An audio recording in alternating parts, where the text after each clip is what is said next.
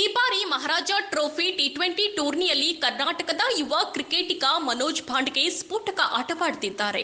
Mysuru warriors ತಂಡದಲ್ಲಿರುವ 25 ವರ್ಷದ ಮನೋಜ್ ಗುರುವಾರ ಶಿವಮೊಗ್ಗ ವಿರುದ್ಧ 16 ಎಸೆತಗಳಲ್ಲಿ ಔಟ್ ಆಗದೆ 42 ರನ್, ಶುಕ್ರವಾರ ಬೆಂಗಳೂರು ವಿರುದ್ಧ 33 ಎಸೆತಗಳಲ್ಲಿ ಔಟ್ ಆಗದೆ 58 ರನ್ ಸಿಡಿಸಿದ್ದಾರೆ. 2 ಪಂದ್ಯಗಳಲ್ಲಿ ಫಿನಿಶರ್ ಆಗಿ ಮಿಂಚಿದ್ದಾರೆ.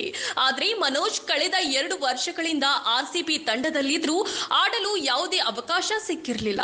ಇದನ್ನೇ ಮುಂದಿಟ್ಟುಕೊಂಡು ಅಭಿಮಾನಿಗಳು ಆರ್ಸಿಬಿ ಫ್ರಾಂಚೈಸಿಯನ್ನ ಸಾಮಾಜಿಕ ಜಾಲತಾಣಗಳಲ್ಲಿ ತರಾಟೆಗೆ ತೆಗೆದುಕೊಂಡಿದ್ದಾರೆ. ಈ ರೀತಿ ಸ್ಫೋಟಕ ಆಟವಾಡುತ್ತಿದ್ದ ಆಟಗಾರನನ್ನ 2 ವರ್ಷಗಳಿಂದ ಬೆಂಚ್ ಕಾಯಿಸುತ್ತಿದ್ದೀರಿ, ಉತ್ತಮ ಆಟಗಾರರಿಗೆ ಅವಕಾಶ ಕೊಡಲ್ಲ ಎಂದು ಟೀಕಿಸಿದ್ದಾರೆ.